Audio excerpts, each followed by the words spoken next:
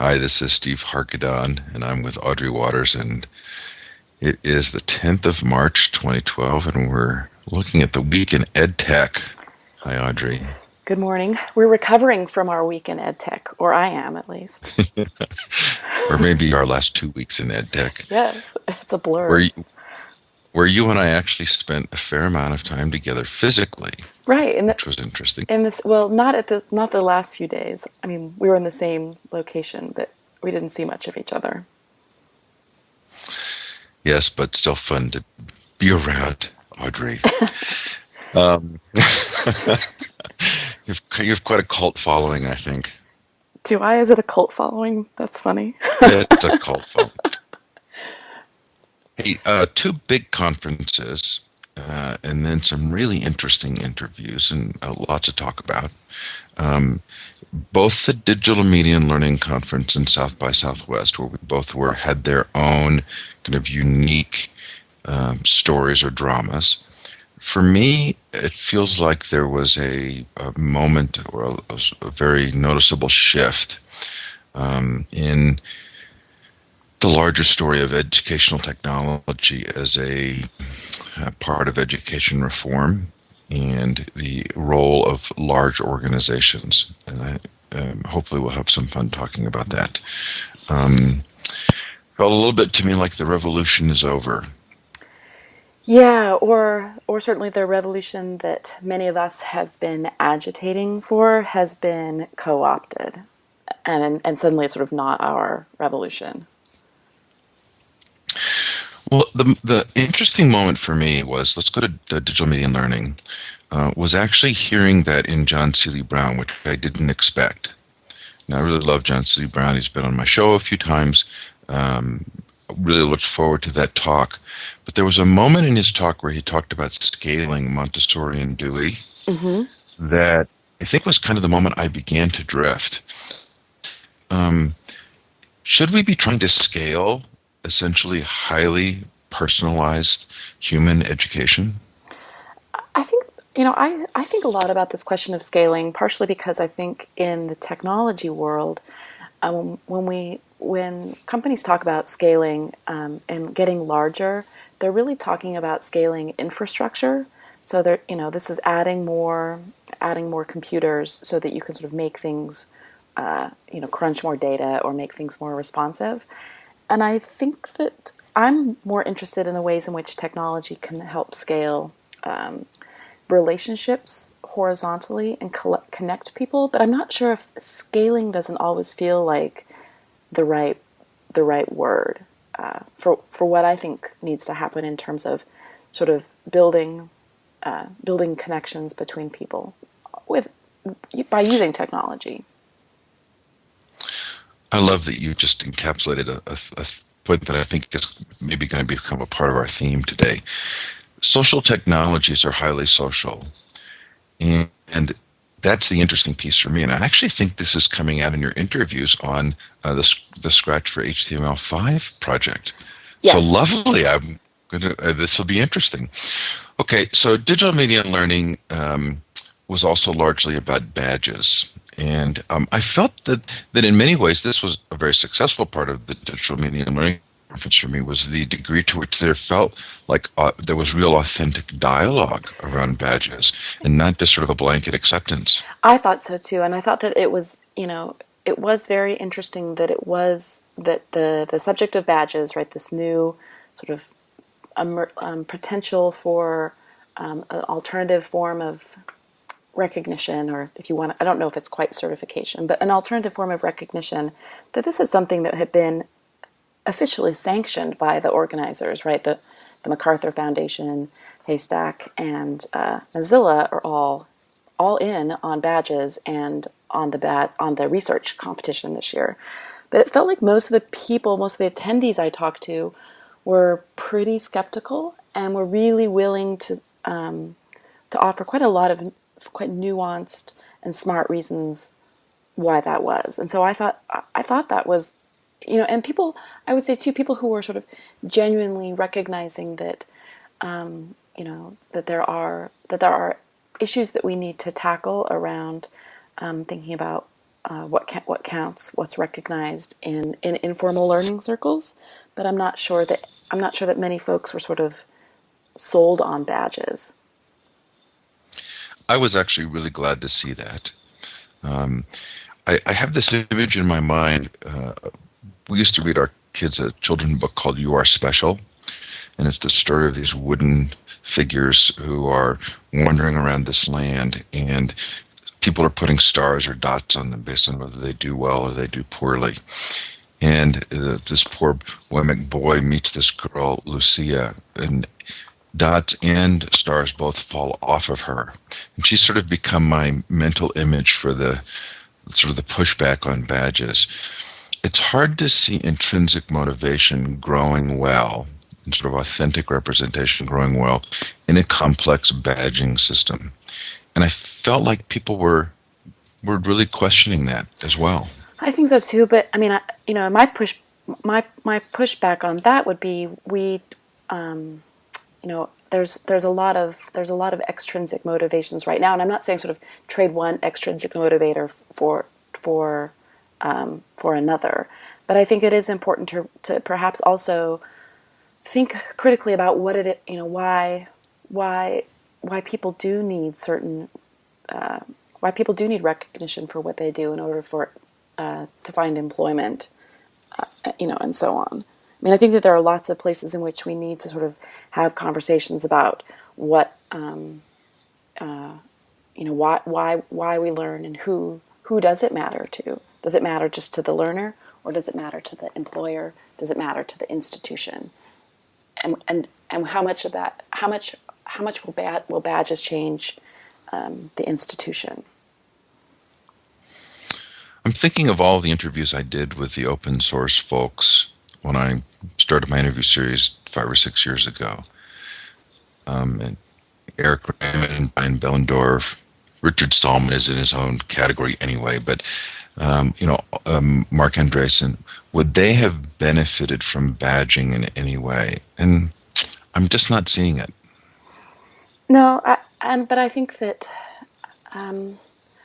there probably there are there are ways that we need to do a better job. Particularly, I mean, again, particularly now, thanks to the way in which learning can change due to the web. That maybe we do need to see about ways to recognize that. But that being said, I too am sort of pretty nervous about forcing folks down a particular learning path instead of sort of really allowing them to have more exploratory opportunities.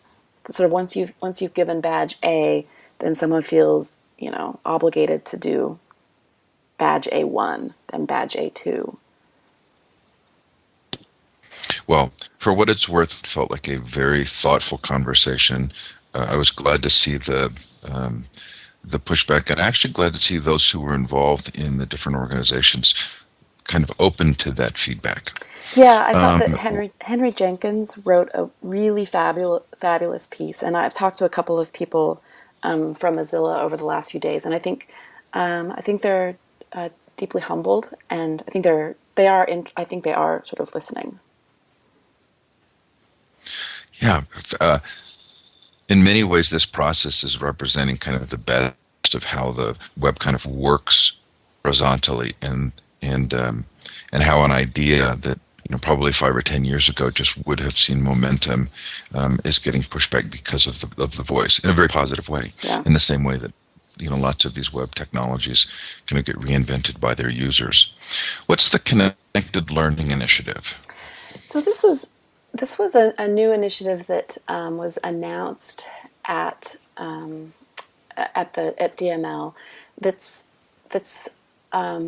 Mimi Ito, several other MacArthur Foundation, several other folks are sort of backing. It's this idea of helping to sort of, I would say, on one hand, think more holistically about the way in which learners learn.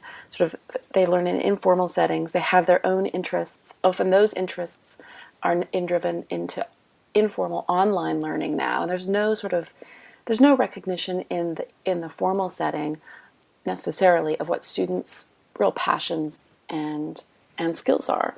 And so I think it's a way of thinking more holistically about the student or the learner. And I think, but it's also sort of tapping into a broader connection between researchers and schools and some of these philanthropic organizations too. Will any of this make a difference if the classroom doesn't shift in terms of providing students with an opportunity to really pursue what they're interested in? Can this be done at this sort of larger organizational level?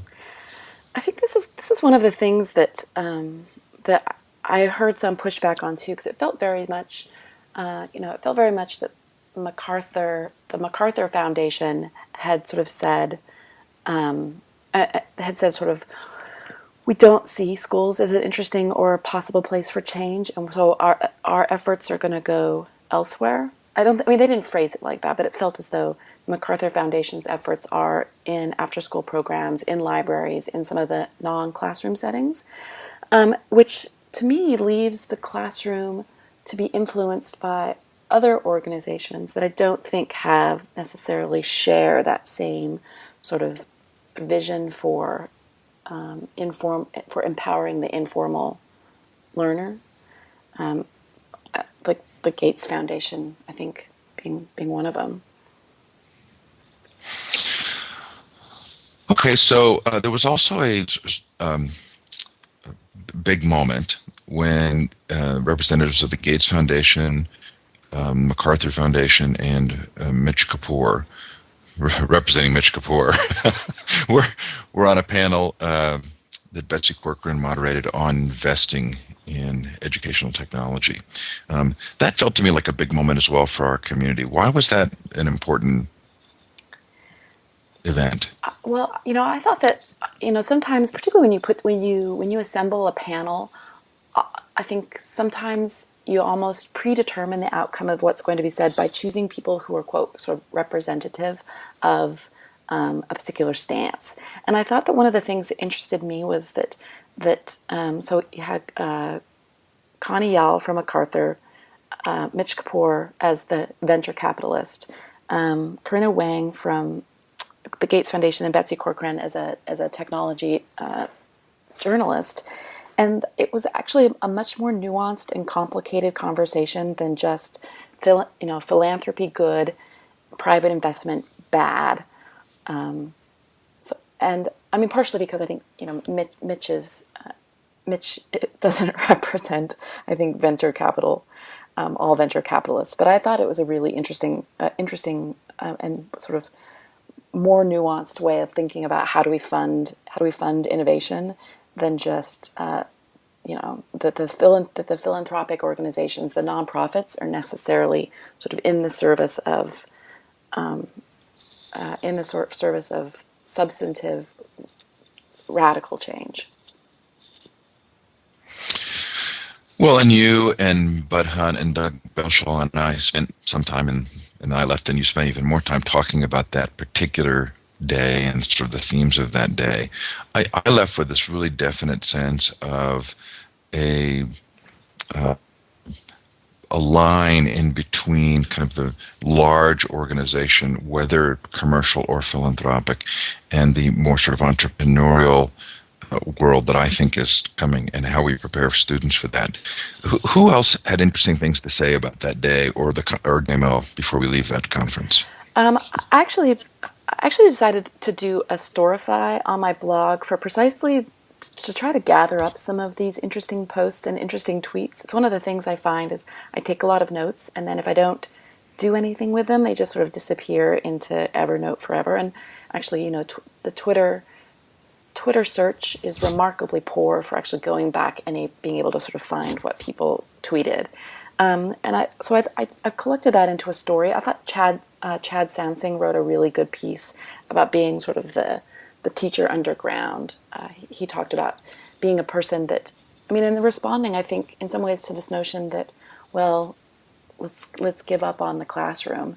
I thought he pushed back. He pushed back really well on that idea.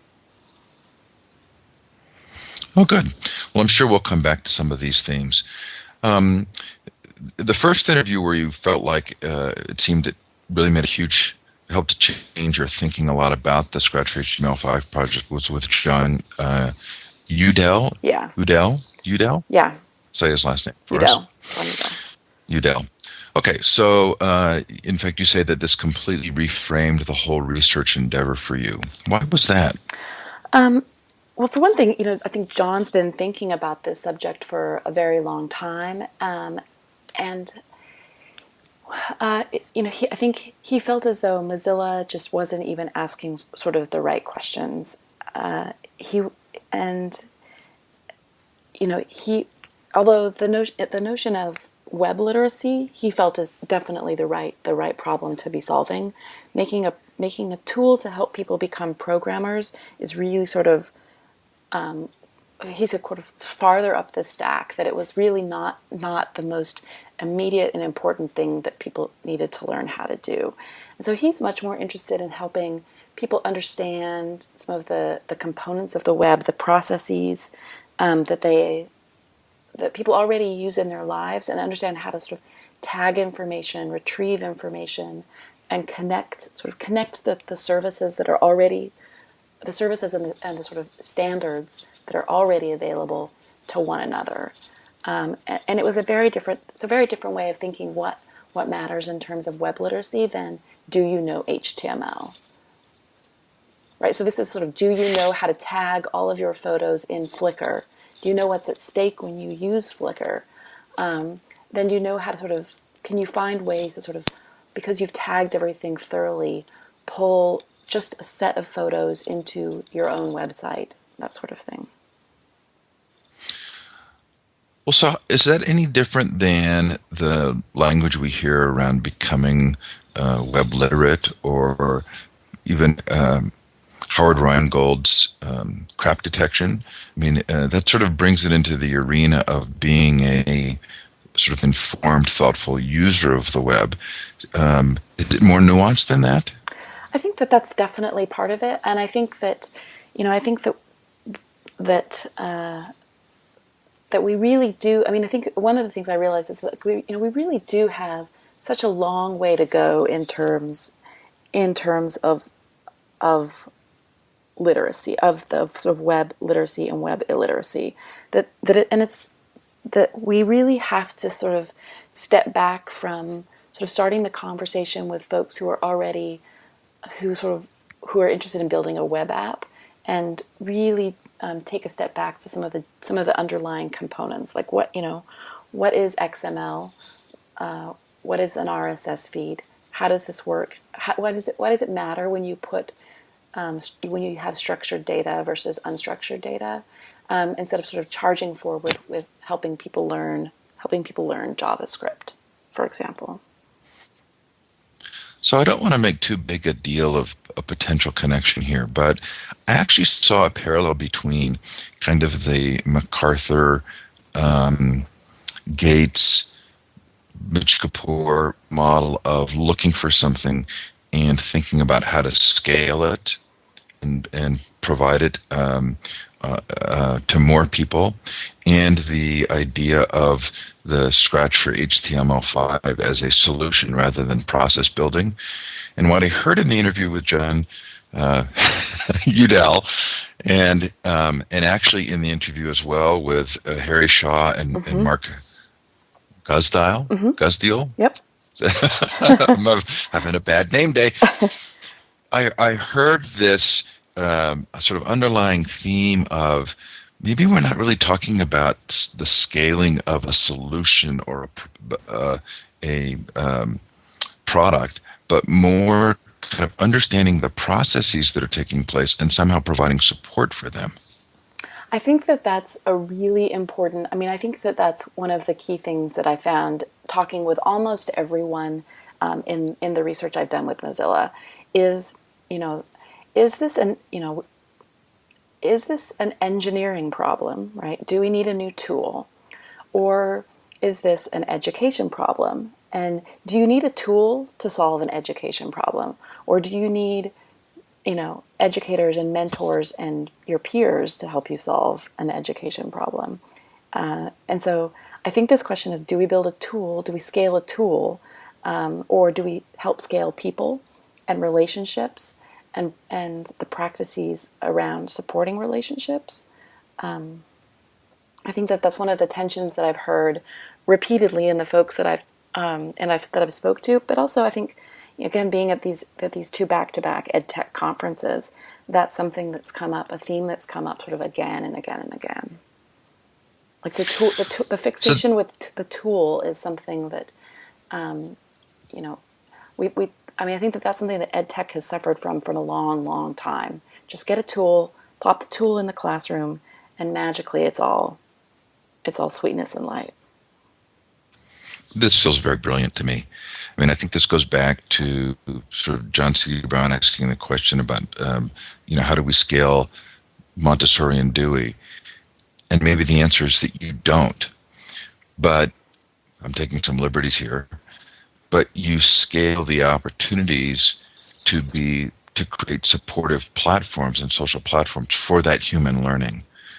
Are we getting anywhere thoughtful here? I think so. I mean, I think so, and I think that I mean, and to bring it back to the investment piece too, it's actually the way in which investment, and I would say both investment from the private, from the for-profit, and from the not-for-profit sector, that's a different sort of thing for them to fund.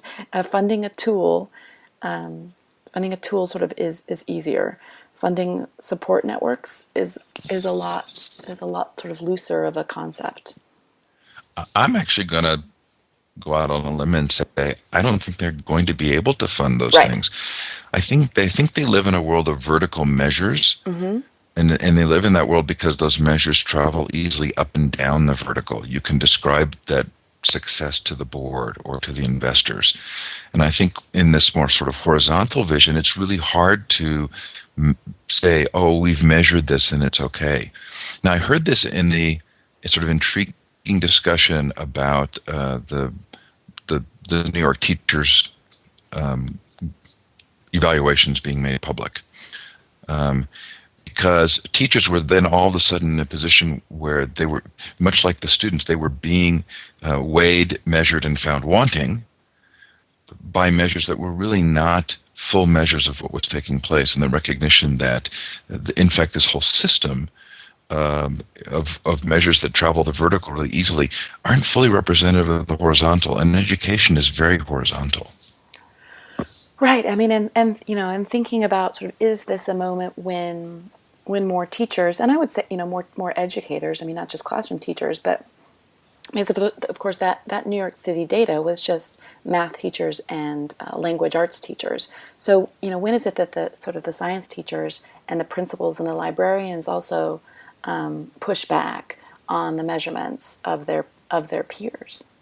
And is this is this a moment where that this truly awful release of names and sort of misinformation goes public, and it sort of has us, we get to have the sort of the difficult conversations about measurement.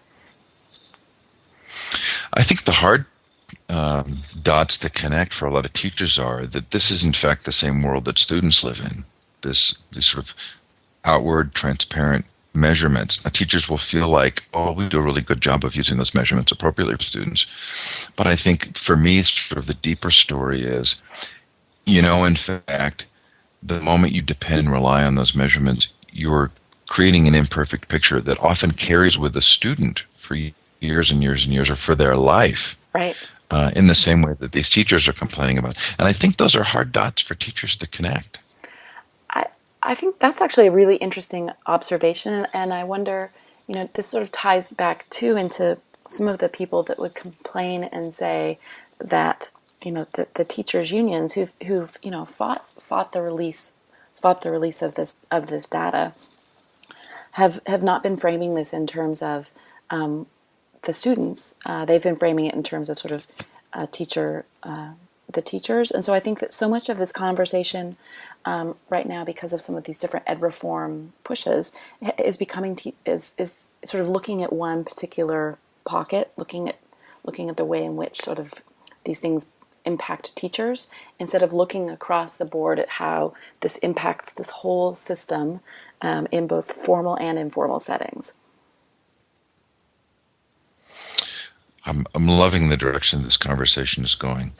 Okay, it felt to me that Harry Shaw actually added something more to this as well, right? Because he said kids don't want to learn a technology, they want to do projects, and the technology comes because of that. Maybe I'm not saying that as clearly as he did, but gosh, I really liked that. Yeah, this was interesting. I had actually spoken to him earlier this year, and he's a computer engineer. He worked at eBay as a data analyst for a number of years, and is now sort of taking it upon himself to help build community after school computer science programs with a background, with a real deep background in technology. And I think he's sort of having these interesting learning moments himself where he's sort of finding the things that might have interested him as a computer scientist are not necessarily what motivates kids at all. And so it's not about, and I think it's, and he recognizes too, sort of, it's not about teaching kids X, Y, or Z programming language because even if they're high school students, by the time they're ready to enter the workforce, that programming language may or may not be used by folks. The more important thing is to sort of teach deep conceptual understanding. And the way to teach the deep conceptual understanding of computer science is through, asking kids sort of what do you want to build, and then the steps that get them there. Again, I was intrigued with the parallels here. In the same way that we learn about a period of history, love the kind of dynamic of what was taking place and what it teaches us about our humanity, and then we try and package that and give it to students as memorized names and dates. It sort of parallels we're seeing this take place in ed tech, so let's package this up and then scale it. Yes. And here Harry saying, okay, you can't just take the fact that using computers and the web is valuable and just package it up. Kids have to have a motivation. There has to be a reason for doing what they do. That was sort of deeply parallel for me across the same conversation. Right. I mean, and I think that's, I think I think it's an important challenge to recognize too. Like if the web is important, if protecting the open web, which is one of Mozilla's missions, right? And yet, kids, it's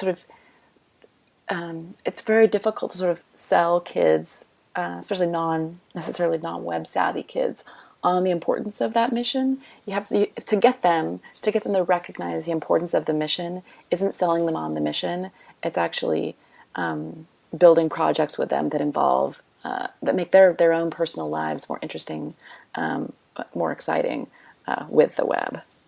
It's not sort of the web is important. Let's be web literate. Right. The web is important, so we've packaged up the 12 things you need to know about the web, and now we're going to feed them to you in a way that would not be natural. Right. So Mark Guzdial. So Mark Guzdial goes into this with you, right? Naturalistic learning, legitimate peripheral participation, how people move to the center of a community of practice. And I think he's asking, does Scratch for HTML5 do that? Right. This was a great conversation. And I've wanted to talk to him for a long time since he's a professor of computer science education, working with primarily his undergrads at Georgia Tech aren't CS majors, and so he spent a lot of time again thinking about how do you get sort of non techies to be technical. And then I thought the example of the research that his student did with graphic designers who taught themselves to program was really interesting, because it's a recognition that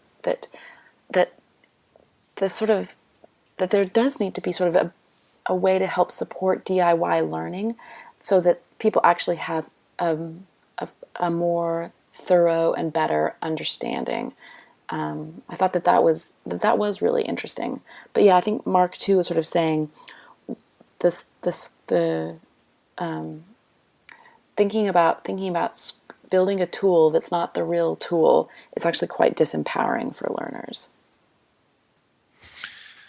And I'm hoping I understood Mark correctly, but I also thought that he came in on this piece of uh, social process facilitation by discussing how certain tools, well, HyperTalk, which were really useful to the user, sort of a simplified programming tool, actually stopped getting supported because the wrong community had voice in what was taking place, and that it's really hard to build community around a simplified tool. But Yes. that would seem to be maybe a part of the answer. Well, and I think that HyperCard, I mean, I wanted to say now, it's like, that's it. I'm going to call my project, instead of saying Scratch for HTML5, I'm going to call it HyperCard for HTML5. Because I thought that this was a really interesting part of our conversation. But I would say we actually, the reasons why Apple abandoned HyperCard, and the community, the sort of the software engineering community disliked HyperCard, were precisely this thing. There was not actually a community of non-experts who were willing to make a strong argument for why HyperCard mattered to them. I do think today, thanks to the web, we do have communities of practice that that are interested in becoming web literate, tech literate, that aren't interested in necessarily becoming software engineers. So I do think we have the community in place now, in ways Is that we didn't in the 80s. Since I'm not an Apple guy, is HyperTalk the coding language for HyperCard? Yeah, How are the two yeah, related? yeah. Okay. Well, this reminded me a lot of, I don't know if you remember Paradox, the relational database programming Mm-hmm. Yep. language, but Paradox sort of disappeared, and a good relational database for users kind of disappeared. I mean, Microsoft Access being sort of the lone survivor in this realm, and I wonder if that was the same issue. I mean, I know there were lots of us who were using relational databases in sort of very rich ways, and we're all looking at each other now saying, well, why don't we have a good tool like that now? What happened? Was it because we were sort of the low-level hackers and not the high-level programmers, and that voice couldn't really be heard?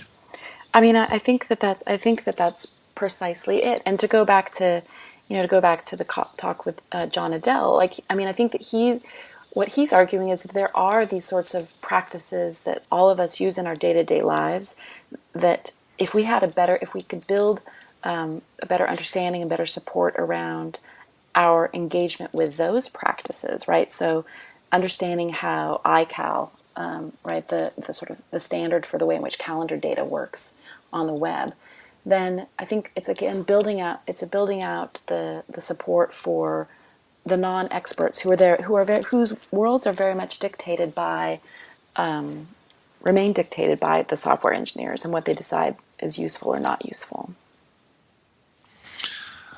So for me, I kept coming back to this thought that in a world of increased agency, of recognizing the need for there to be desire in order to have the learning take place, I kept coming back to this idea of the real solution not being a tool, but building a platform for the social connecting.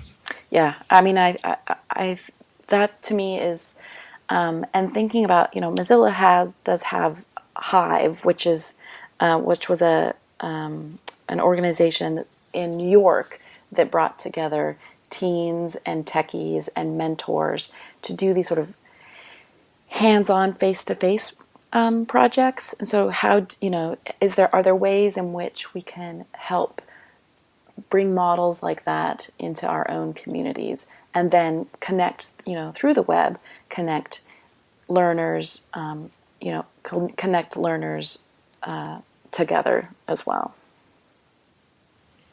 I feel like my brain's exploding. Hive being the Montessori classroom, Yes, right? exactly. And is there this human tendency to want to come in and package and scale that leads us often down paths or directions which may or may not be helpful? And certainly, I've seen this in my own life. We have a daughter who spent 6 months doing humanitarian work in Nepal this past year. And this led me to look at humanitarian organizations that often do the same thing. What does a village need? Well, we'll bring it in and we'll provide it. This is an old story. Yep. Many people tell it.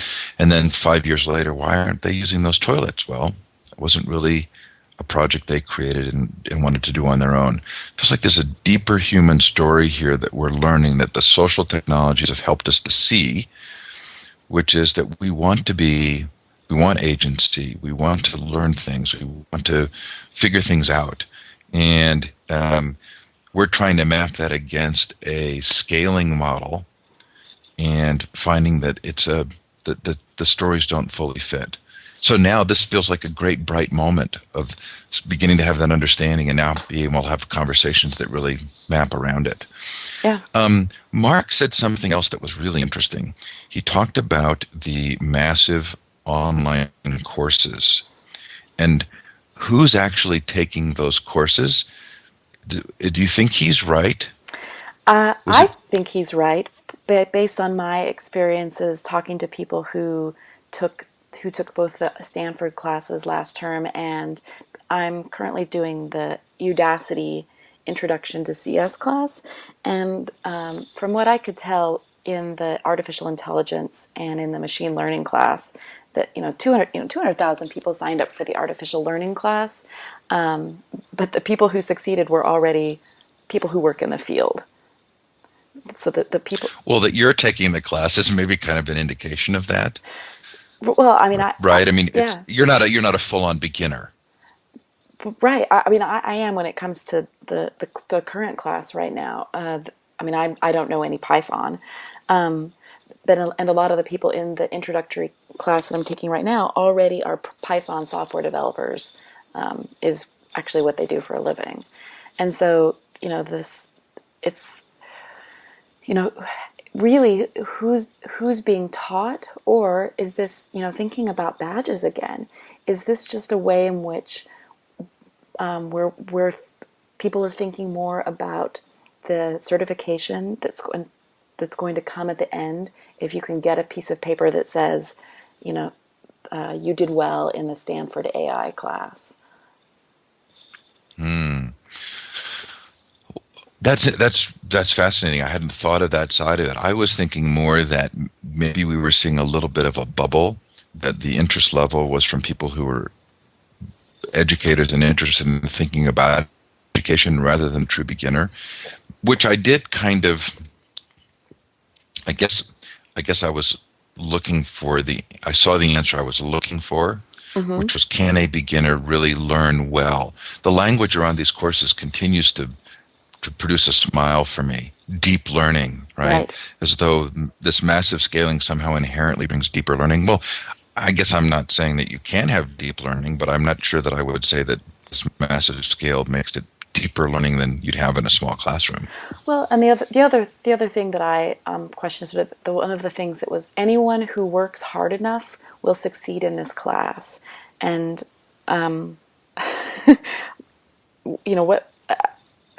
what does that even mean? Too, I think, and what support networks are there for people who get stuck and get frustrated? I went to the forums for one of these classes, and I definitely had the sense that not everyone was necessarily supportive of actually like the beginner questions. Right. Well, it was a good perspective for me, and on that story of these larger classes. So I don't know if this is a good segue or a bad segue, but Edmodo actually makes the move toward their social network kind of becoming a platform. And same language, same words. Is this a positive? I know a lot of teachers who use Edmodo, and they seem to really like it. It's one of those interesting tools that Edmodo looks a lot like Facebook, and I think that there's I don't know, there seems to be students seem to gravitate towards it. I think the announcement from Edmodo is great news for web developers of ed tech tools that can now tap into this massive sort of user base of classrooms that have Edmodo. I couldn't tell if I was really interested or if I was interested in the way that you're interested in a car crash. Meaning, I started to read and then I wanted to stop reading the story of Edmodo, and I felt these conflicting emotions within myself. There's this complexity of the marketing piece that really drives me away. At the same time, there was sort of this brilliance of the platform concept. And in the end, I just wondered, is this just market share?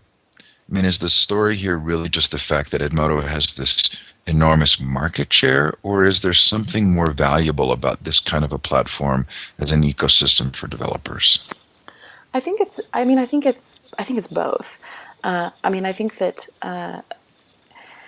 one of the things that that gives me pause about Edmodo, and is the fact that I think Edmodo is really it's a social networking tool for your classroom, which is it's really predicated, I think, on the on the notion that school has its own separate social network, right? So that schools can't use the social network that the rest of the world uses. I mean, to go back to our sort of, do you build a tool, a separate tool to help learners learn to build for the web, or do you build the real thing, right? And in schools, because of filtering, students aren't allowed to use the real thing. So there's a not real thing, or there's a quote safe social network for schools, that's Edmodo. And for me, I'm more interested in sort of pushing back on some of the reasons why we filter social networks anyway.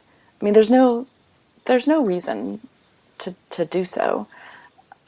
I think that there are age questions around COPPA, but there's no actual sort of law that says federal law that says you can't have social networks at schools.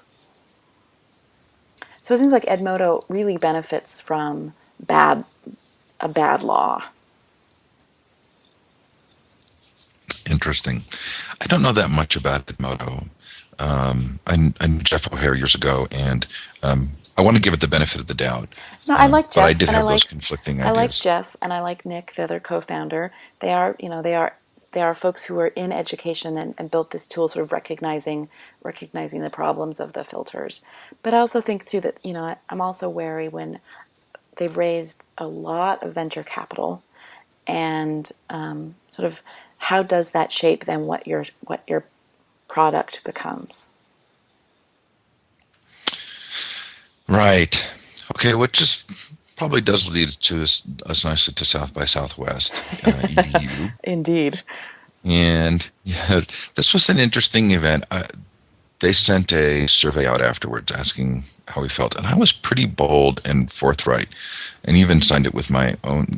Didn't leave it anonymous. I thought they may want to contact me. I felt so strongly, but I made some pretty serious complaints. Part of which was just sort of tangibly organizational. Vendors as experts. Lots of vendor sessions, really good sessions I know of getting turned down. Karen Fassenpower on the committee, but also presenting 3 times, which just seemed kind of weird. Even if there was a good reason for it, you'd think you'd be very careful about that.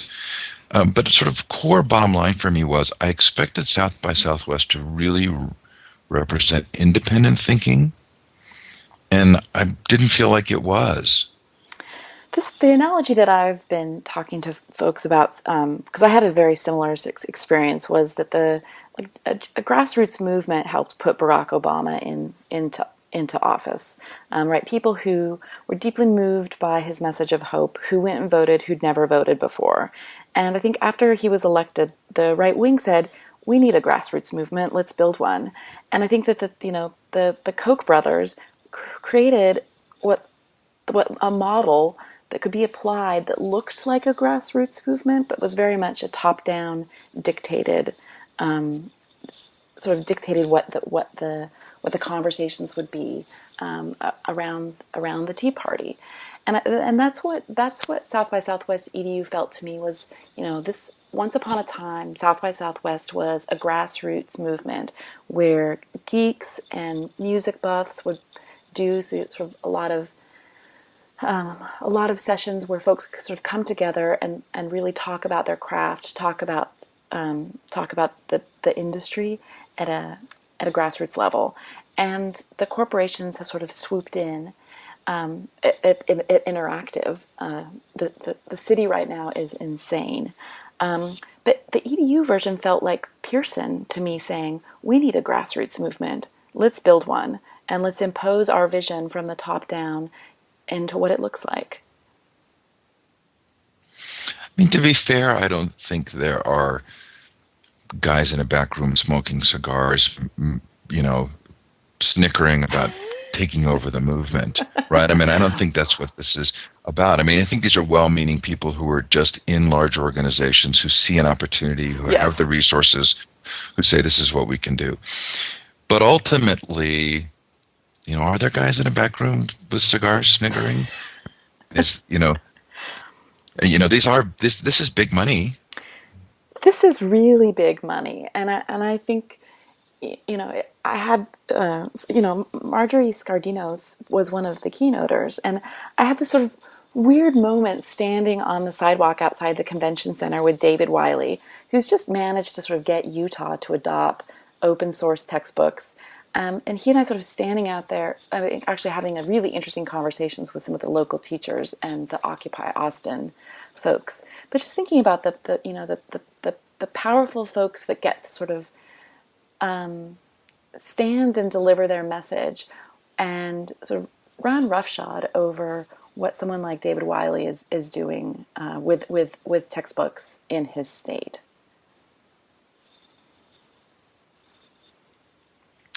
Well, LeVar Burton was a keynote speaker, LeVar and Burton made me sad. I actually felt sorry for him. It wasn't the best keynote I'd ever heard, but I actually really liked where he was coming from, Yeah. and I felt like he didn't realize that he wasn't actually speaking to an audience of teachers. Now, granted, there were lots of teachers there, but I don't think he understood. And for those of us in the audience who were thinking about this, it felt like he was the message he was giving was almost completely counter to what was actually taking place. Well, and then I would add that his own message was subverted by what he's doing now with Reading Rainbow. And I Oh thought yes. I thought he was telling a really nice, a really beautiful. I mean, I would say I was really looking forward to seeing LeVar Burton because he's someone who's growing up touched the things that he's done have touched my world sort of immensely. The Roots miniseries on television, Star Trek: The Next Generation, Reading Rainbow. These are sort of important cultural moments for me, and I think in many ways sort of shaped the way I look at the world. And so I have a very special place in my heart for him. And I thought his art, what he was saying about learning and about change and about sort of reading and teaching and having a platform like television to make nonviolent social change was really interesting. And then it becomes an app, and it seems to be that message of nonviolent social change is only afforded to those who have iPads, and that's sickening when you think of, particularly if you think of Reading Rainbow, which was always on public television, so you didn't have to have cable, and there was always this exhortation to go to the library, right? Go to your public library if you want to find these books, and now all of that public openness lives behind a wall on a device that people can't afford. And that to me is also part of these conversations that we're having, which is this world of sort of connected learning and transformative critical thinking and problem solving in kids is really not something that a lot of the systems want every kid to have. I think that like, do we really? I mean, this is what you wrote about in yours. Like, are we really? Do we really want our kids to be critical thinkers? I mean, I would say yes, but I think there's plenty of multinational corporations that don't want their workers to be critical thinkers and creative thinkers and problem solvers. I'm kicking myself right now because I don't remember the name of the guy who spoke the hour before your panel, who was very sparsely attended, but he did this session on. They surveyed 500,000 students and was kind of giving the reports on this and how students are telling us that they just really want to matter. Yeah. And and he talked about the fact that we use an incredible amount of language that is actually popular language that actually doesn't take place. We don't. Do we really want to trust? We talk about trusting students, empowering them, having them be in charge of their own learning. And his point was, we say those words, but we don't actually do it. And that is really, it is an interesting moment because it's a moment, if we take that seriously, of really radically shifting what takes place in teaching and learning. And maybe it's just a scary moment. And we'll look back in 15 years and say, well, that was just a hard place to be because, we were really going to have to shift what we did. Or maybe we'll look back and say, we just continued to use the language, but we didn't really empower students. Right. I mean, I think that it's, that there's going to have to be the emperor wears no clothes sort of moment, particularly when we see some of these initiatives and companies adopting that language that we know isn't actually, in their cases, substantive or real. I mean, when Pearson gets to run a session on OER at this event and then actually explains that you have to pay money to get a subscription to get access to OER. I mean, we need to sort of Well, stand that up and seemed like that felt like that was the quote of the century, right? Now I couldn't tell if you were actually quoting from the session or you were being ironic, but the information doesn't want to be free quote. yeah, I didn't. I mean, I was retweeting someone who said that on Twitter. I didn't go to her keynote, but yeah, but Scardino did say information doesn't want to be free, and the information that Pearson will make free is the stuff that's no good. So there I was Wow. standing with David Wiley while this conversation was going on. Was a bit weird. Outside at Yes, Occupy Pearson. yes, yes. Okay, so we've saved our final moment for talking about. Oh, I guess we have our news story still, but we saved our final blog post moment for the panel you did on EdTech reporting. So come on, tell us what really happened. Well, I was on a panel with Frank Catalano, who's a longtime journalist, education technology journalist up in Seattle. Lisa Wolf, who's a PR person, and Betsy Corcoran, who runs EdSurge, a weekly EdTech newsletter. Although I guess they have a website now. And so we were, the title of it was EdTech Reporting: Why It Sucks and How to Fix It. And it was very, for me, it was very interesting to sort of see the difference, particularly between what Betsy and how Betsy and I think about education technology. As I would say, both of us really spend a lot of time talking about the entrepreneurs and the startups and thinking through some of these new tools that are emerging. So there was it felt like a sort of a divide between the two of us. Well, were there fireworks? Were there sparks? Was there salty language? There was salty language. I did try not to. But one of the questions that Frank asked was sort of if I could, if we could change the future of EdTech reporting and change the tenor, what would it look like? And I said, I wished we would spend less time talking about the business of education and more time talking about teaching and learning. And Betsy's response, and I actually didn't think about that before I opened my mouth. I mean, Betsy writes about the business of education. It very much is about sort of supporting this new, supporting and chronicling this new world of entrepreneurship around ed tech. And so to me, that was that was sort of a moment of tension where I felt as though I said, I'm actually not interested in the thing that you're building. What is journalism? Journalism is the process of taking a press release and changing a few of the adjectives and verbs and maybe rearranging the paragraphs and then just posting it as your story. And there's a lot of journalism in technology reporting right now, and particularly in ed tech.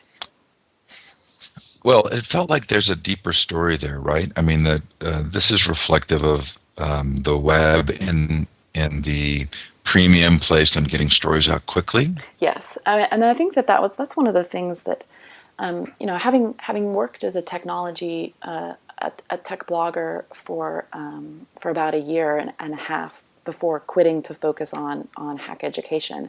I mean, I was instructed to write 5 stories a day, and some days 5 important, interesting things don't happen, and you end up writing really insanely stupid stories about the fact that the Google Calendar button changed from blue, yellow, and red to sort of forest green, mauve, and purple.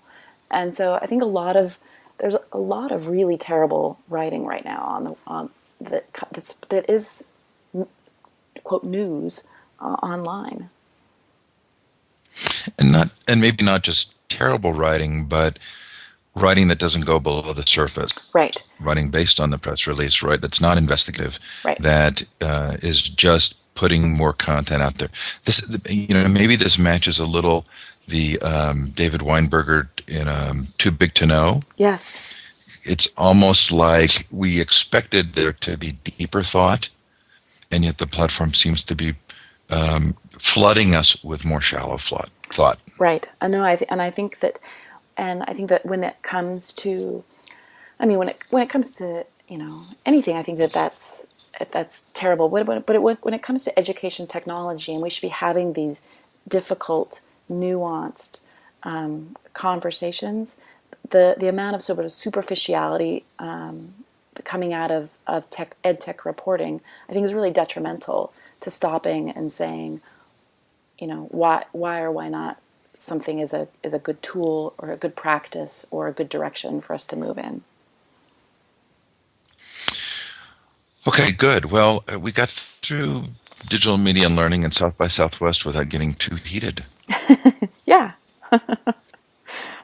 I've always liked Bill Fitzgerald, who's a classroom teacher. The fact that Bill created Funny Monkey, a company around using Drupal to build tools for schools and education.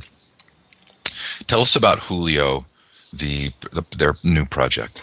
Yeah, Bill's done a lot of really interesting work in helping. I mean, I think that one of the challenges of open source technology is actually the implementation piece. I mean, think people would, and implementation and support piece. People would want to use open source, but sort of getting a server, getting things up and running is actually quite difficult.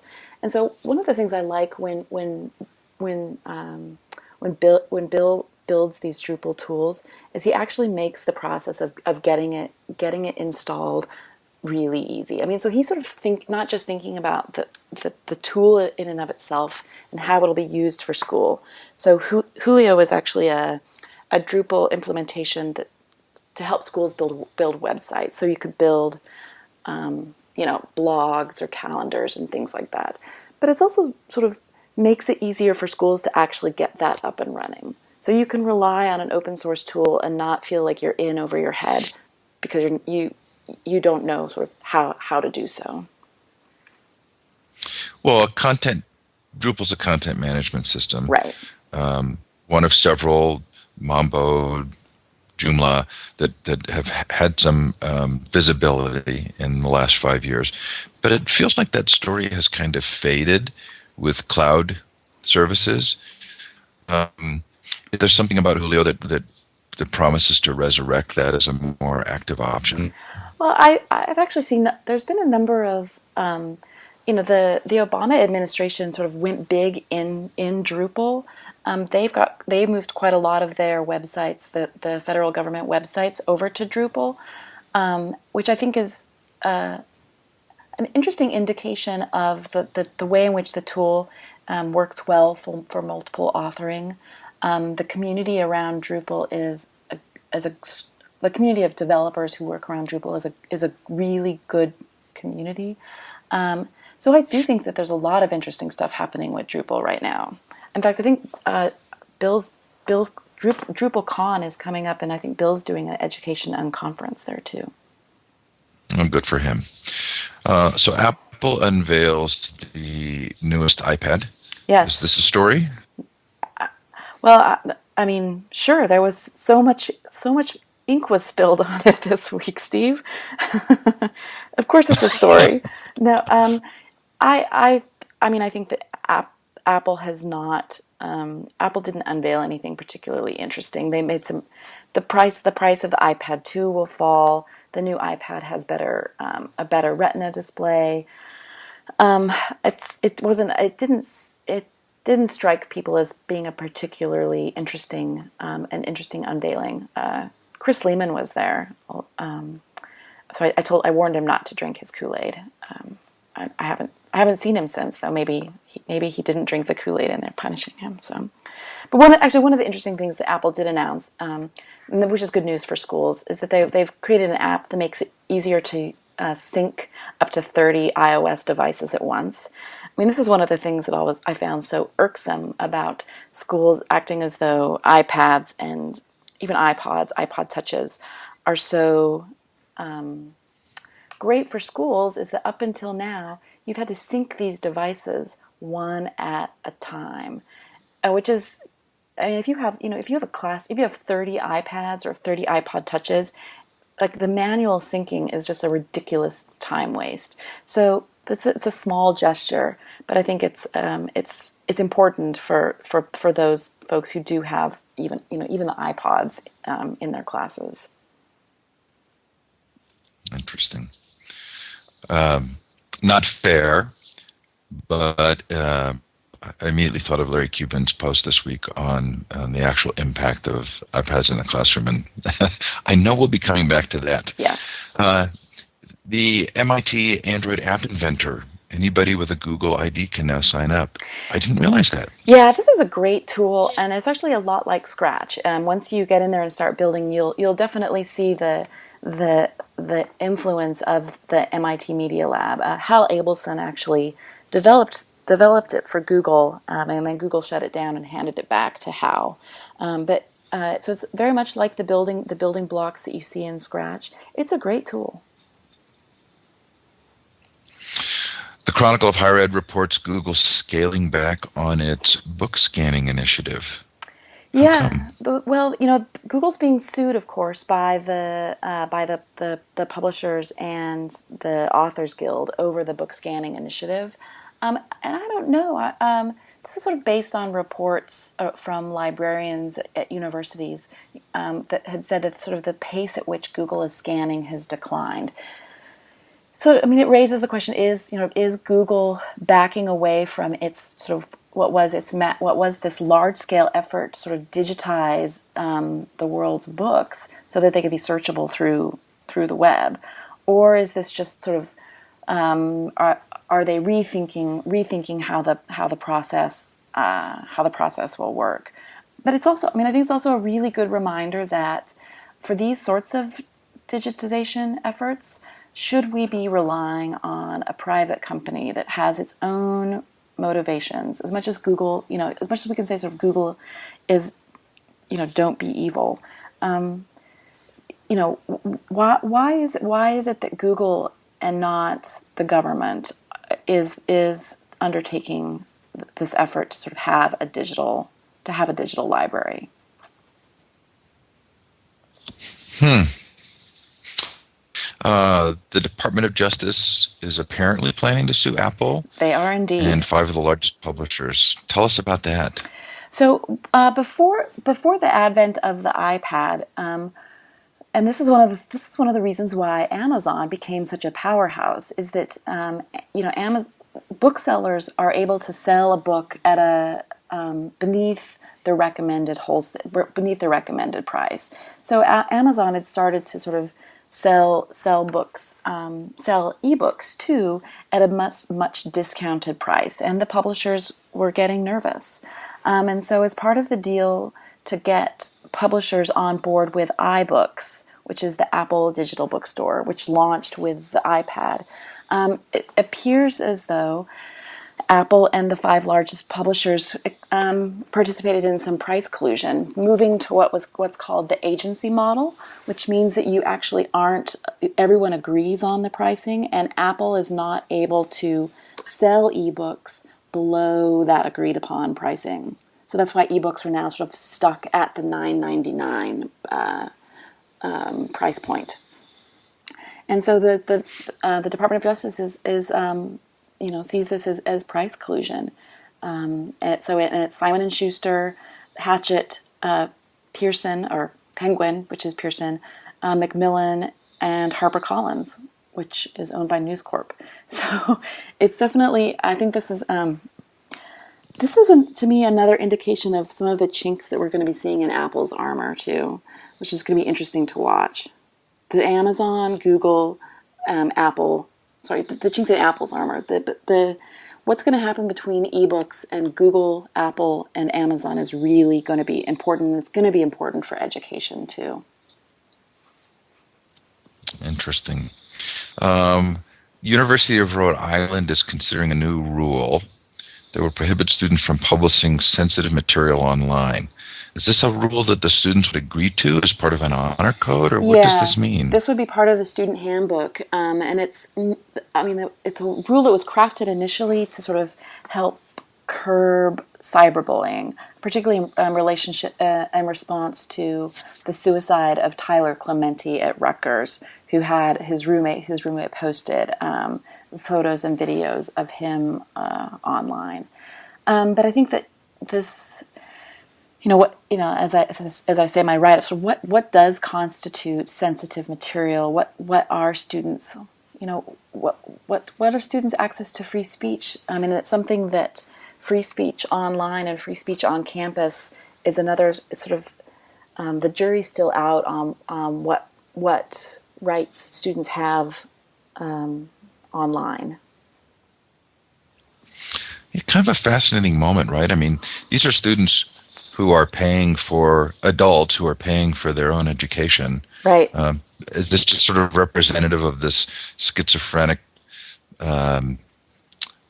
thinking we're having around control and agency? I think so too, and I think it's recognizing the ways in which technology is sort of changing, changing the reach of free speech. This is and how what changes now when quote disruptions can be viewed by millions of people. I mean, I don't, on one hand you could say sort of nothing changes, it's still free speech, but universities seem to be concerned that everything changes, so we must sort of crack down on students again. Professor Kim Novak-Morse from St. Louis University School of Law says that things are different than we think they are, maybe? Yeah, this was an interesting study. Do you remember this story? Yeah, this was interesting because I think there's a lot of concern. You hear a lot of concern that students are now bringing their devices, laptops, cell phones into the classroom, and they're distracted all the time. Excuse me. And her research showed that the distraction sort of didn't look the way we've often talked about it. That in some ways that the students who scored the best on the LSATs, so these were law students that she studied, the students who scored the highest on LSATs were actually the ones who were off task most in class. The ones who were off task most in class weren't necessarily the ones who scored at the end of class who got the worst grades. And she found that there were actually things that the teacher did that would make students go off task more so than just the students went off task because of having a device in front of them. So she said whenever teachers would sort of talk about the same subject for four or more minutes, that students would drift away. And so it seems to actually have a lot more to do with how you teach and students' attention levels than actually the device itself being to blame. This was an interesting story because I had to ask myself the question. This is a good, nuanced, the kind of thing I think, want to be talking about. Is she the first one to really talk about this? I don't recall seeing this particular angle before. I haven't recalled seeing this angle before either. I mean, usually you get the. I mean, there's been a lot of conversation too lately, particularly in higher ed, about like, is the lecture a good thing or a bad thing? How do we get rid of the lecture? Students aren't learning from lectures, and I think that it does seem as though higher ed is starting to interrogate the way in which its classes work, the way in which its professors teach. But this one was interesting because it did seem to offer a slightly different take on the fact that lectures are boring, so students are checking Facebook. It seems, I mean, it was a lot more complicated. And the outcomes of whether students were checking Facebook, it wasn't as though checking Facebook then de facto means you're failing the class. I just have to laugh. I keep my laptop open at a conference in a lecture environment, and I do exactly that. Yeah. If you're not giving my attention, I'm going to go do something I care about. And it may not be Facebook. It may actually be related to the topic. Right. It's just that you've lost me for that period of time, and I want to go do something that makes my time worthwhile. Well, I think that's the important thing to think about, too, is that, again, like being distracted by technology is all lumped together as the looking at Facebook. And I think that people could say things that are, really interesting, that make you take your brain down a sort of perpendicular path. That actually you're learning more than if you just sort of sat there with sort of rapt attention to the presentation that the professor is giving. Really good stuff. Okay, I also really like the story on the DC data dive. What was happening there? Yeah, the DC Data Dive. This is to me, we've talked about startup weekends and different sorts of hackathons. The DC Data Dive is a really, I think, important move in a way of instead of having hackathons that sort of build companies, that brings together people who are really skilled developers and nonprofits that have a particular problem, and data sets that are like open data sets, and sort of how can we build a tool that makes things better for a particular nonprofit or a particular organization or a particular community. But so what happened at the DC Data Dive is a group came together, and I think one of them works for the U.S. Census, one of them for the Department of Ed, and I can't remember where the other developer was from. And they built a map, an interactive map for the DC Action for Children. They took a bunch of publicly available data and made a map so you can sort of you can mouse over the different neighborhoods in DC and see income levels, see the number of libraries, the number of police stations that these different neighborhoods have. Brilliant. I love it. I've been reading Roger Schenck, a new book by Roger Schenck. Do you know him? I don't. It was sort of a cognitive scientist, really interesting guy, and he talks about he talks a lot about the dysfunctionalities of universities. I think you'd really like that. But he also talks about the kind of learning that takes place when you do this kind of a dive. Yeah. And in particular, there was a media executive who went to teach at a university and invited Roger to come see his class. And what he did was he actually had his students for a whole day be the newsroom. From the beginning of the day to the end of the day, they actually produced the stories, produced the broadcast. They did it a half hour before the regular TV broadcast, and then they compared their end results with the actual national broadcast. Interesting. And it was, I thought it was a lovely idea. And he said in the book, I told this guy, I'm really sorry that you're not going to be here much longer. And the guy said, no, I plan to teach forever. And he said, no, you don't understand. This model's not going to work. They're not going to keep you around because this kind of deep dive activity is not really a part of the structure of school. Right. This DC Action for Children project seems like this is what an opening of a door to these kinds of activities, and yet again hard to see most schools or educational institutions taking advantage of this kind of opportunity. Yeah, it's one of the things that it's one of the things that I'm really hopeful for around sort of around things like Code for America and open data and projects that are sort of helping build community and enable community, and not just sort of come in with the solution, and also not just have nonprofits dump their problems off on coders and say, I'll be back on Sunday to pick up the thing you built me. But to actually work together to sort of solve these local problems, I think is really powerful. So, is Education Element? Who is Education Elements? I don't know much about this. I don't know much about this startup, other than the fact that they just raised $6 million this week. They're a blended learning company. They offer a cloud-based system to help K through 12 schools handle blended learning opportunities. But which I think blended learning is becoming sort of a buzzword, particularly I hear it a lot around sort of education reformers talking about blended learning.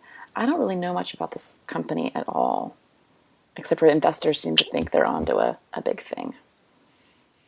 Well, $6 million isn't too far from the $15 million we were talking about with Edmodo. Right. And then Chegg at $25 million. I mean, and again, very interesting to think about the kind of what you end up having to do to pay back investors with that kind of investment. The William Johnson recommended reading link here, Confessions of a Bad Teacher, pretty stunning. I think this is a really, really important read. That this was some of this response to the New York City teacher data reports, with this notion now that we can, based on standardized tests, we can come in and say, these are the good teachers, these are the bad teachers. And this look into someone who's been labeled bad teacher, a look into his world, his classroom world, I thought was really interesting. Yeah, well worth the read. Audrey, we went over our time, but I think given these two big conferences and the brilliance of your Scratch interviews, it would have been hard to imagine containing ourselves to an hour. Thank you so much. Really interesting thinking this week. Thank you, Steve.